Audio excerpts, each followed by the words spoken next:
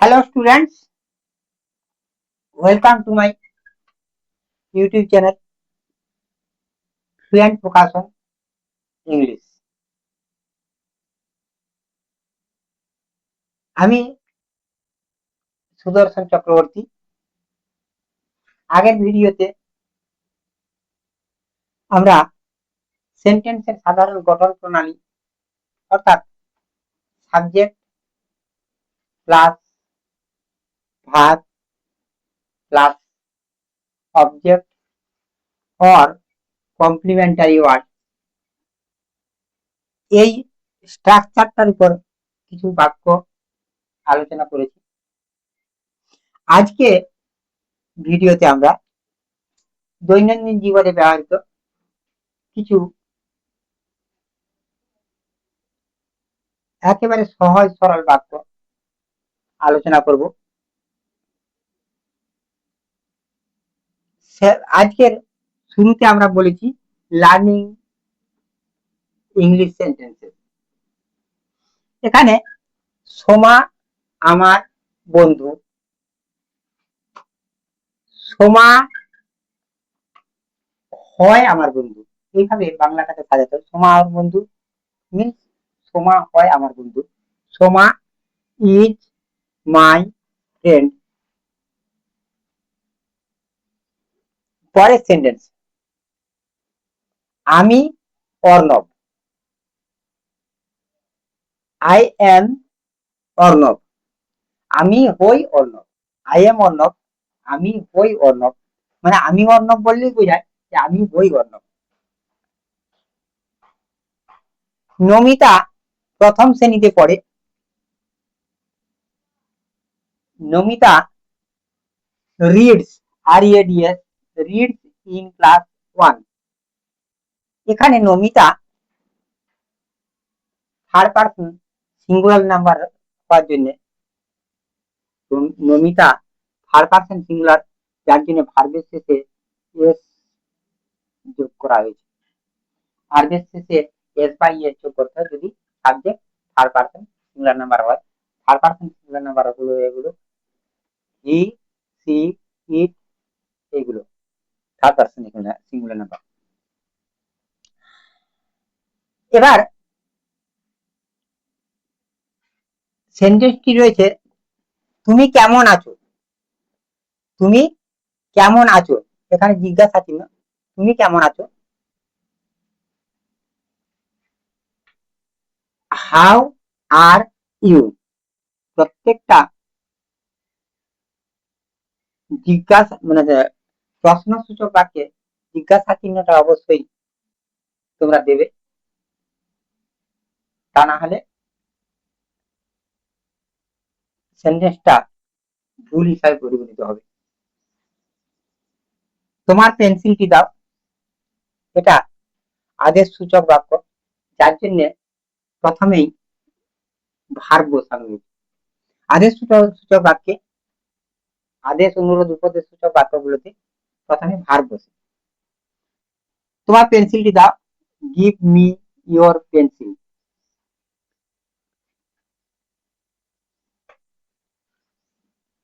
রতন আমার ভাই, রতন হয় আমার ভাই, আরে দিয়ে Ratan is my brother, Ratan হয় আমার ভাই, রতন ইজ মাই ব্রাদার।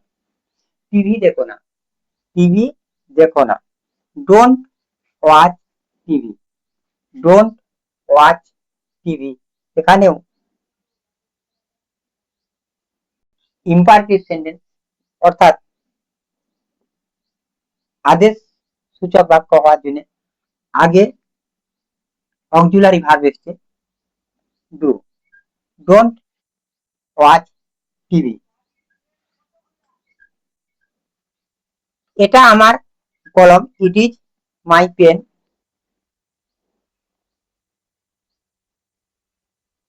আমি হই কালু, আই এম কালু, আমি হই কালু, আই এম কালু। আমাকে পড়াশোনা করতে হবে, আমাকে পড়াশোনা করতে হবে। এখানে I have to read, I have to read, RED, পড়াশোনা করতে হবে, আই হ্যাভ টু রিড। বাজারে যেতে হবে, আমাকে বাজারে যেতে হবে, I have to go to market. মানে এখানে করতে হবে, খেতে হবে, যেতে হবে, এই জায়গাগুলোতে এরকম বাক্য থাকলে বাংলাতে হ্যাভ টু দিয়ে বাক্যটা তৈরি হয়। বাক্য মানে হচ্ছে এখানে আই হ্যাভ টু রিড, আমাকে পড়তে হবে বা পড়াশোনা করতে হবে। তুমি কি ধূমপান করো, জিজ্ঞাসা চিহ্ন, তুমি কি ধূমপান করো, তুমি কি ধূমপান করো, জিজ্ঞাসা চিহ্ন। Do you smoke, do you smoke, তুমি কি ধূমপান করো, ডু ইউ স্মোক। প্রশ্নের উত্তরে কেউ বলছে আমি না, আমি ধূমপান করি না। প্রশ্নের উত্তরে বক্তা বলছে যে না, আমি ধূমপান করি না। No, comma, I do not smoke, I do not smoke, no, I do not smoke, না আমি ধূমপান করি না। আমার দিকে তাকাও, এখানেও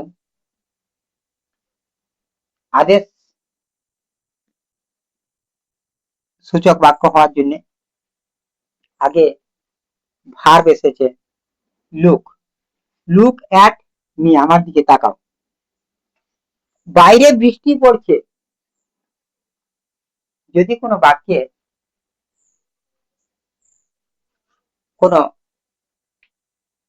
কর্তা না থাকে তাহলে ইট অথবা প্রিপারেটরি ইট অথবা বিয়ারের সাহায্য নিতে হবে। মানে একটা কর্তা হিসাবে এই ইট অথবা বিয়ারকে নিতে হয়। এখানে বাইরে বৃষ্টি পড়ছে, বাইরে বৃষ্টি পড়ছে, it is raining outside, it is raining outside, বাইরে বৃষ্টি পড়ছে, ইট ইজ রেনিং আউটসাইড। আজকের এই 14টা বাক্য আমরা আলোচনা করেছি। পরের ভিডিওতে আমরা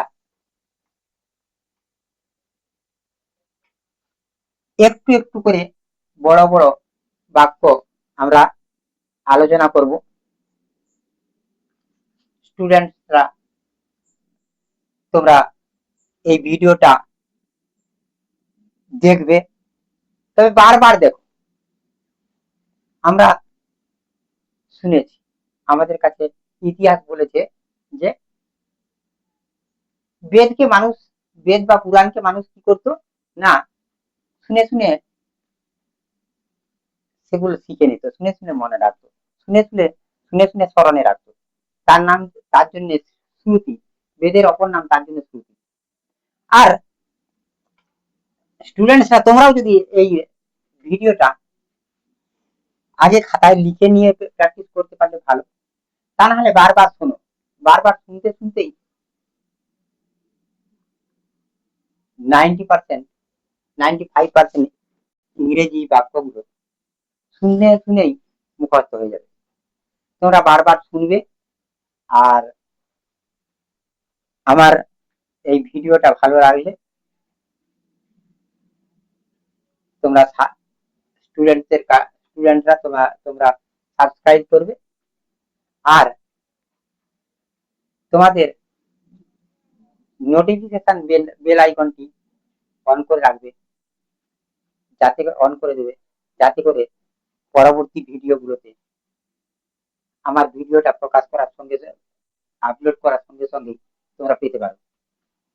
আর তোমাদের সমস্ত বন্ধুদের মধ্যে একজন স্টুডেন্ট শোনার পর তার যদি 5 জন 10 জন বন্ধু থাকে, সমস্ত বন্ধুদের মধ্যে শেয়ার করে দেবে আর তাদেরকে শোনার জন্য সুযোগ করে দেবে। আর পরবর্তী ভিডিওর অপেক্ষায় থাকছি।